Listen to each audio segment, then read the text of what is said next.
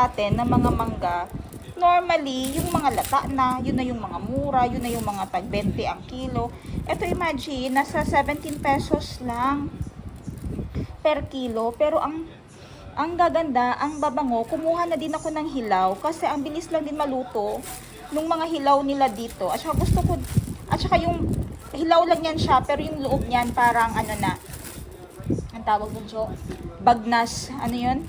Yung bagnas. Yung medyo luto, pero medyo hilaw. Oh, maligamgam. Maligamgam. Kita nyo, ang gaganda, no? Tapos hindi natin nabibili sa atin ng ganito ang presyo. Siguro nasa 100, 120 ang kilo ng mangga sa atin. Dito imagine 17 pesos. I don't know ha sa inyo, pero sa amin sa Jensen mahal ang mangga. Okay, kaya napaka-OA. Ang dami kong kinuha. Umabot ito ng na 8 kilo lahat. Ayan. Yeah. So, paborito ko kasi talagang mangga. One of my favorite fruit is mango. Kaya dinamihan ko na talaga siya. At saka yung gusto ko dito ay kain lang diretso. Yung kung pwede nga ipil mo lang yan siya tapos kain na diretso. Yun yung gusto ko talaga sa mangga eh. And then of course hilaw din ng mangga. Pero ito hindi na yan siya hilaw masyado. Ano na yan siya? Yung maligam-gam. Ayan, so mag-shake kami ngayon. Share ko lang sa inyo aking happiness and we will continue today's episode. Thank you so much sa lahat ng nagsusubaybay. Hi everyone! Hi Miss Jo! Andito kami ngayon sa Pratunam and napahapon na. Sabi ko pa naman ihahabol ko ang episode na ito. Pero napaka-busy the whole day. Sabi ko, umpisahan natin ng araw, isasama ko kayo sa usual market day namin para makita rin nyo talaga kung ano yung ginagawa namin. So, ngayon, hapon na talaga, kinuha lang namin yung ibang mga pasabay na ibibigay namin sa cargo. Ayun si Miss Jo. Ayan yung Bayok Sky Hotel. Ilalaban ko lang yung episode na ito na maybe after 2 months na naman bago ma-upload. Grabe ihang pandan oh.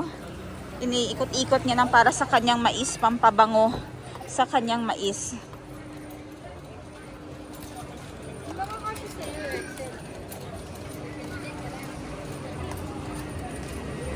Ayan. So close na yung mga normal na shops. Yung mga andito na lang ngayon, yung mga tabi-tabi na shops, open sila for evening lang. Lumalabas sila and mamaya alas 8 magsasarado na yan sila. May kukunin naman kami ng items na ma-open pa ngayong gabi. So, okay lang, Miss Jo. Ayan yung Bayok Sky Hotel. Sabi ko, isasama ko kayo sa episode na ito, pero lagi ko nakakalimutan talaga na kunin yung phone at mag-share sa inyo ng snips ng mga ganap ko today. Pero if you follow me on Sheena Bangkok Wardrobe, i-attach ko dito yung page na Sheena Bangkok Wardrobe. Makikita yung mga items at yung mga finiflex namin na pwede nyong i-avail retail and wholesale. And yun din, siniship din namin siya worldwide.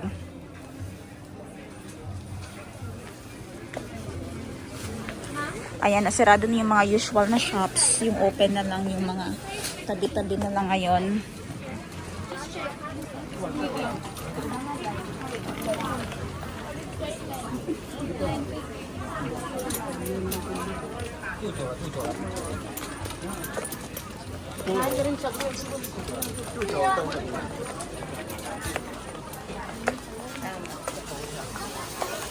आगे से लेंगे ये वाले तो है हमारे पास हम बड़े वाले Assorted, ang dami-daming mga nationalities andito ha, mixed yung mga nagbabakasyon, mga bakasyonista, mga tourist halos.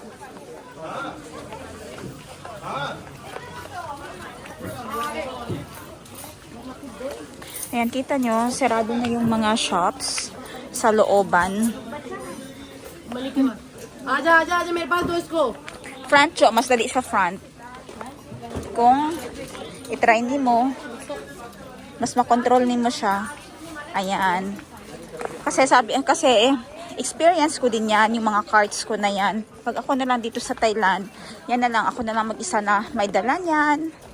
Pero mas prefer ko na walang dala. na ganyan, pag medyo madamihan na, yung mga tingi-tingi dyan ko kasi nilalagay.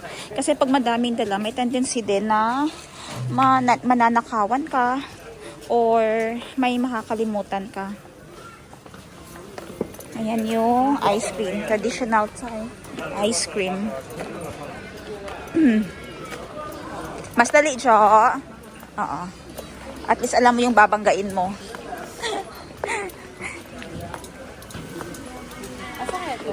Yung dun, alam ko yun sa gilid dun, oh. Sa likod. May hinahanap kami na pinapabili sa amin. Kukunin na lang namin ngayon para diretso na siya sa cargo. So, dadalhin ko kayo dun ngayon. Ayan, oh, sugbang pusit. Oh. And sleeveless. Ito pala mga sleeveless, Jo.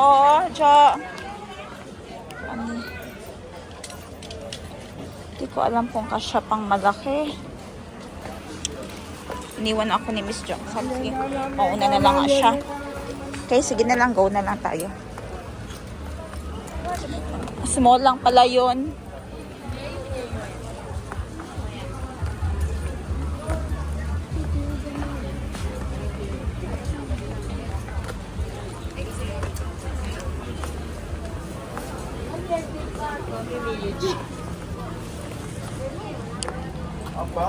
Oh. So, straight lang. Dediretsuhin na yung kalye. Kanina dun papasok. Ang labas mo ay ito na talagang sa paanan ka na ng Bayok Sky Hotel.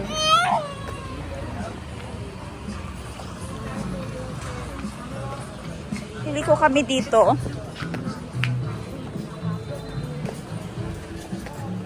Time check now, it's already 6:07 or 6:07 p.m. Pero maliwanag pa din dito sa Thailand. Hanggang 7 bago mag-start yung dilim dito.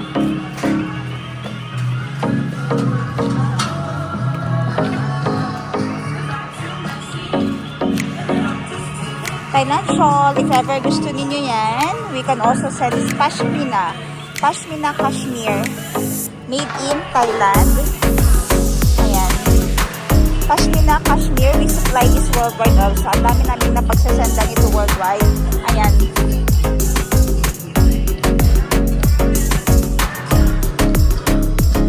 Mao niya siya, imunyon.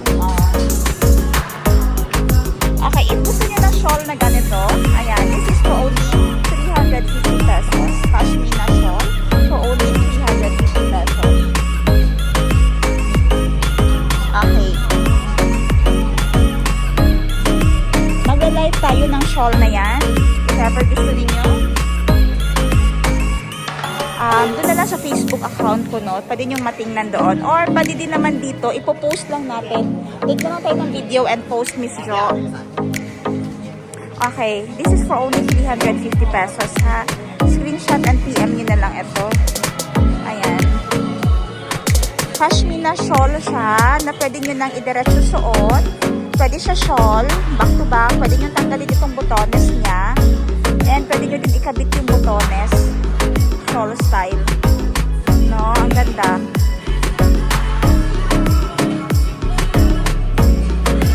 Elephant style.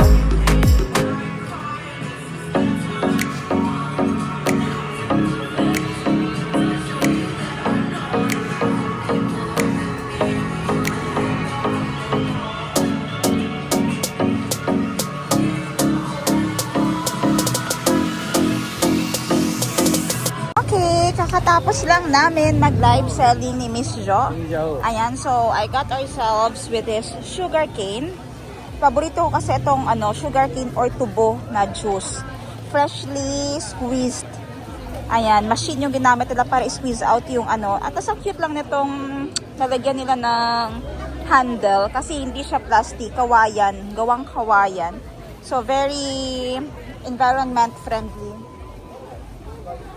Environment friendly, pero yung straw lang hindi environment friendly, no? Ayan, so gabi na. Time check, it's almost 8 p.m. Sorry, 7:30 pa lang pala. Hindi pala almost. Nandito kami ngayon sa front ng Bayok Tower. And as you can see, ay Miss Jo, sorry. Ayan na yung sa iyo. Get the pink straw dahil sa akin talaga ang purple lagi. Ayan. So sa part na ito, ang daming bumibili ng Crocs. Ano bang meron sa Crocs na ito? Ba't ang daming bumibili? Siguro mura. Rubber slippers. Siguro napakamura. Kasi tinutumpukan talaga siya. Mga labubu na prints. Ayan o. Crocs slippers. Ang ganda niyang pasalubong actually. So yung mga tourists dito bumibili, pupunta. Kasi ang mura nga niya. Parang nasa 175 pesos lang.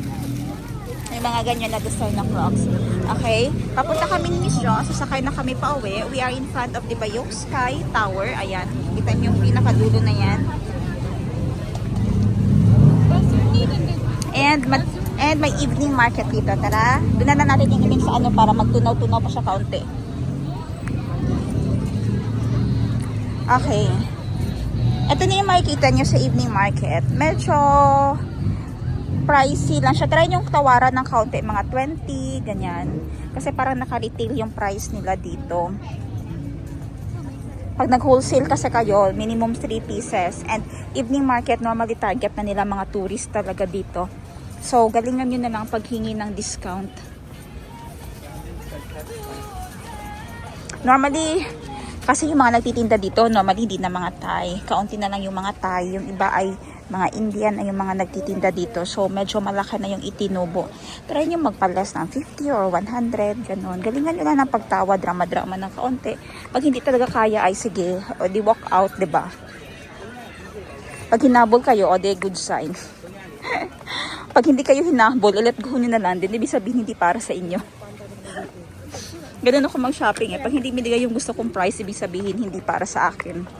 Move on. Okay. Just in case interested kayo dito sa glow in the dark, ayan, ganda na mga glow in the dark. Oh. Ganyan talaga yung mga glow in the dark natin, ha, yung mga stock natin sa Jensen na mga ganyan ay nag-glow talaga. Wala lang akong ilaw na pang show sa inyo na nag-glow siya.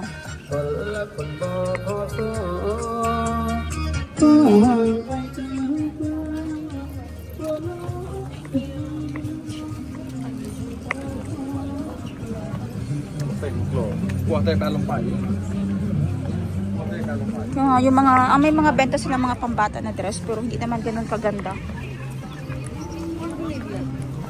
Ito yung iba, Miss Jo, oh. Maganda din yung mga prints niya. Is this Talent or copy ng Talent? I-open mo daw yung brand sa likod. Parang copy siya ng Talent, no? Ha? Talent din. Anita like, ha? Okay. So, nagtubo na sila ng 50 baht. Normal na yung ana siya, magawas nga kayong ana o na. Normal na dire sila, ha. Sa tuan na gitanaw-tanaw na, oh. Sa tuan di magawas, diba? Ito di maayo. Okay. Ayan yung ice cream. Tapos na, namin, nagpicture kami ng mga staff ko dito na kumain ng ice cream. But meron na kasi kaming sugar cane ni Miss Jo. Ha? Ano yun? Wala ni mo pulot, Ana, Jo.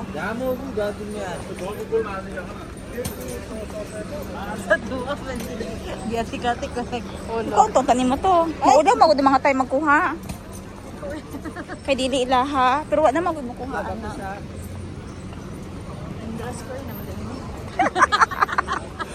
Visit na yan. Okay. Palabas na kami. Hanap na lang kami ng... Uy! Ayun, nagibanggaan ni Jo Angkon. Ayun ang Bayok Sky Hotel. O, nasa baba. Agay, nasa baba kami ng Bayok Sky Hotel. Sa side na ito, makikita nyo iba't ibang restaurant. Meron din tayong mga cannabis shop. Interest dyan, ay may 7-Eleven, may Thai massage, merong mga salon. Ayan, nabanggaan ko na siya. And napakadaming Indian restaurant. So, sabi ng isa na nakilala ko na Indian dito, nakasabayan namin kumain. Sabi nila, this one is anong pangalan nun? Anong pangalan ng shop na yon? Masarap na dun kumain. Authentic to talaga masyado yung food nila. So ako, medyo fan din ako ng Indian cuisine. Jaran ata dyan, no? Yes, yes. Yung orange doon sa unahan na restaurant. Yan halos pasunod na yan dyan, mga Indian restaurant. Masarap din. So if you're a fan of an Indian cuisine, pwede kayo dito pumunta. Nasa likod lang yan ng Indra Hotel. So ito na makikita nyo. So if ever pumunta kayo ng Thailand, pwede na hindi kayo magdala ng panty o kung ano-anong damit ninyo. Dito na kayo bumili ng mga bago yung damit kung may budget lang naman. Huwag na kayong magbaon o bumili sa Shein ng pang-OOTD ninyo. Dito nyo nabilhin lahat sa Thailand. Pati ba, huwag na kayo magdala ng bagahe. Talaga basic, kung basic lang dadalhin nyo, dala lang kayo ng underwears. Pero pagdating nyo ng Thailand, mag-shopping na agad kayo. Kasi napakamura na naman ng mga garments dito sa Thailand. Yung inimahal lang niya ay ang shipping fee. Okay, but the rest, mura na talaga. Yun ang problema kasi mahal yung mga couriers kahit sa aeroplano, mahal ang pamasahe, diba? Si cargo, mahal, customs, mahal. Kaya nagmamahal yung mga products. Sarap ng mga fruit, oh. Ayan, kaya suggest ko sa mga tourist na pupunta dito, huwag na kayo mag-check out o bumili sa Shopee or sa Shein ng mga damit ninyo. Dahil pupunta naman kayo ng Bangkok, dito na kayo sa Bangkok bumili agad ng mga susutin na to OTD ninyo para bago na agad kung may budget lang man. Okay? Kasi ganun din naman. Maingat kayo sa mga damit ito sa Thailand. Ang gaganda din naman kasi. So, magbubook na ako. Gagamitin ko itong phone pang-book ng Bolt pa-uwi. I'll see you later, guys. Sana makompleto ko yung minutes ng episode na ito. Dahil ang tagal ko nang hindi nakapag-vlog. Okay, yun lang muna, everyone. Ayun pala, nalampasan ko. Jalaram. Ayan, o. Jalaram Restaurant. Indian Restaurant. Okay, yan daw yung ano dito. Yan daw yung masarap. Masarap daw dyan. Sabi nung nakasabayan kong kumain dito one time sa gilid ng Indra Hotel. Gusto kong bumili pero mahal yung kilo. 100 ang kilo.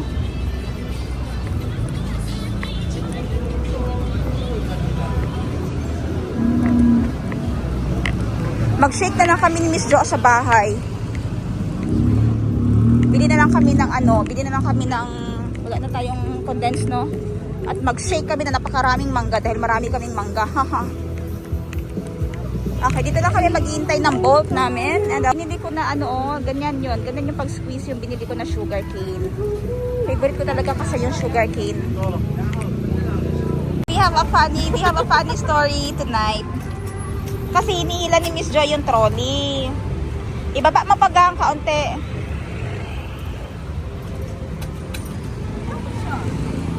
Yan, baba pa. Nahigpitan lang yan. Sige, pababa pa. Para masikip. Okay. Tapos naputol. Hinihila niya dito paakyat. Naputol. Yung naiwan na lang yung handle sa taas. Naiwan yung mga paninda namin. Eh di wala sana kayong order. Okay, ready na yan. Wala nang palya. Okay. Pag hindi man maubos, ubusin ko yan. Baka tagal mo mag-inom. Dali lang.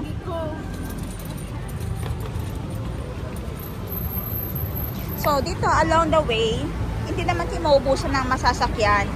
Pag tuk-tuk, dalingan nyo lang ng pag-hagel. Kasi yung price ng tuk-tuk, for example, papunta kayo ng mga malapit lang ha, yung mga Big C dito sa Pratunam, Central World o Siam Paragon.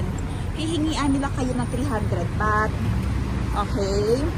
Pero, pwede nyo lang naman, yung pagtitingnan nyo kasi, yung pamasahe niyan, pwede na 50, 60 baht. Pero kasi since traffic siya, justifiable na yung 100 baht. Meron na silang, okay na yung 100 baht talaga. Pero hiningan kayo ng 200 or 300 baht, wag naman. Huwag na kayo pumayag ng ganun. Hanapin na ibang masasakyan. Kahit 3 or 4 person kayo, okay lang yung 100 baht. Tapos doon kayo pumunta sa lugar na yon. Galingan nyo na lang ng pagtawad. Kung gusto nyo talaga mag-explore. Pero kung ayaw nyo ma-stress, ayaw nyo makipagtawaran. For me, it's fun kasi makipagtawaran. Ito nanalo kayo parang bidding. Go kayo doon. Kasi it's only, what? Ang laki ng itinipid niyo eh.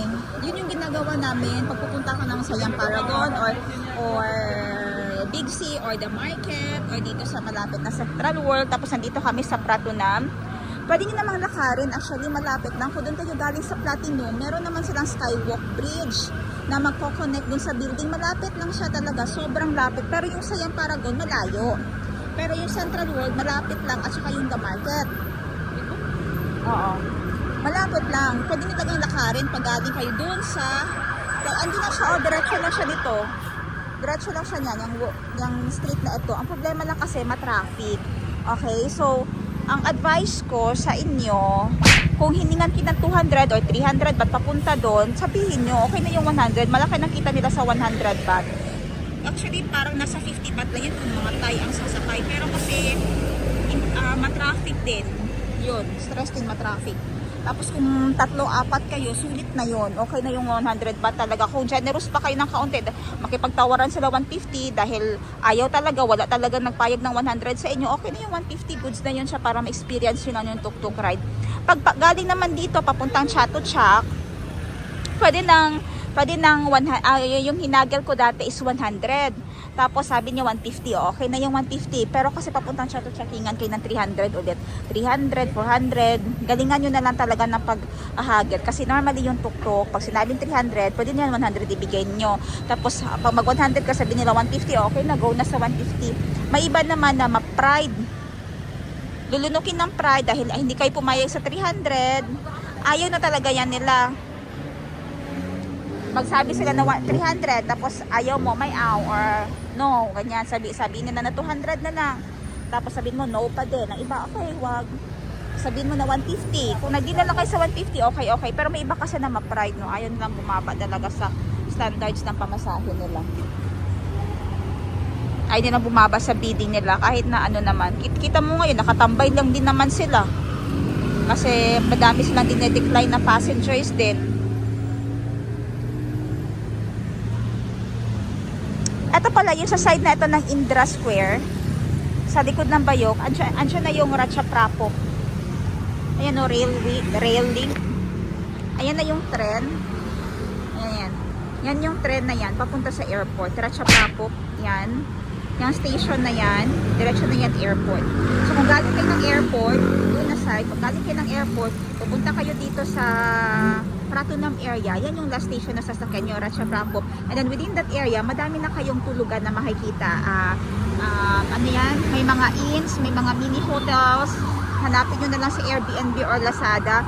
Kung tutulugan lang naman kayo, hindi kayo pinikan, may makikita kayong rooms na 500 baht, 600 baht, 700 baht. Kung tutulugan nyo lang naman yung purpose ninyo, malaki-laki na siya and okay na din. Pero kung gusto nyo social talaga, magbabudget lang kayo na nasa 1,000 baht, 1 to 1,500. Pag gusto nyo mo medyo en grande na, pwede naman na 2,500, ganon, 2,500 baht, nasa mga 4,000 pesos yun. Yung 500 baht kanina, di ba Miss Jo? Yung last time, yung hotel natin ay ano, masapin natin si Miss Jo about sa hotel namin dati. Diba Miss Jo, yung hotel, yung room na pinagstayhan natin, hindi siya hotel, para lang siyang tawag nito, anong tawag doon? Homestay ang term kasi. Nahanap siya sa, Agoda. Si Miss Jo, although bago siya sa mga ganito biyahe-biyahe, tinitrain ko na siya na mag-book. Kahit na medyo I know she's scared, pero kasi kailangan niya masanay, kailangan niya umpisahan sa first step para next time marunong na siya. So yung first siya nakapag-book dati, sabi ko bahala, maghanap pa ng tulugan natin. Ganito dapat kasya tayong 3, ganyan. Tapos mura lang, ito na yung budget natin, 600 baht, nasa 800 pesos yung budget namin, 3 na kami. Kasi tutulugan lang naman namin dahil gusto namin pagka next day, dito na lang kami, within the area lang kami. Eh mahal naman yung hotel. Tapos mostly yung kinikater nila ay ano Miss Jo? 2 person lang, 2 adults lang, 3 kami. So, naghanap siya and may nakita siya na An Homestay which is nasa unahan lang nito. Walking distance lang siya. So, i-attach ko dito yung An Homestay. Ganito siya. Ayan. Yan. Hindi ko alam kung saan ipapasok. Sa gitna na lang namin. Okay. Yan si An Homestay. Yan yung rooms. Okay. Yung CR niya malaki. Wide yung area. Right? And kasi na kami 3 kasi may isang single bed, may isang bed na double. So magkatabi sila ni Cal Solo, ako dun sa isa. Yung area malaki siya, hindi pareho sa Hong Kong o Singapore na masikip. Yun siya, malakang area niya. Sobrang sulit since tinulugan lang namin siya. Dumating kami doon mga 11 p.m. Yes. And then after no, nag-check-in lang kami. Binigyan kami ng key, lock, if ever na lalabas man kami, makakapasok kami ulit. So, nilagay namin yung gamit, lumabas kami, nagpa-massage. And then, umuwi na agad kami, bumili na ng tubig sa 7-Eleven, bumalik sa hotel, and the next day, alas 7, nag-prepare na kami, and then check out na agad, diretso, and then nag-live selling na naman kami agad sa Pratunam. And, okay na yun, no? Yes. Good deal na yun. So, if ever, 50 baht. 550 baht, nasa mga 800 pesos, ganun, 800 pesos yung budget. Tulugan mo na. Yes. So, if ever na makababa kayo dito sa train station na yan from airport, kung galing kayo sa Suvarnabhumi Airport, diretso lang kayo, sakay lang kayo ng train dun sa basement. Tapos yun yung sasakyan ninyo na train ay yung bound to Ratchaprapok. Isang linya na yan, baba na Ratchaprapok. Tama man siguro, Ratchaprapok. Baba lang kayo dyan sa station na yan. I-attach ulit dito ano ang complete name ng Ratchaprapok.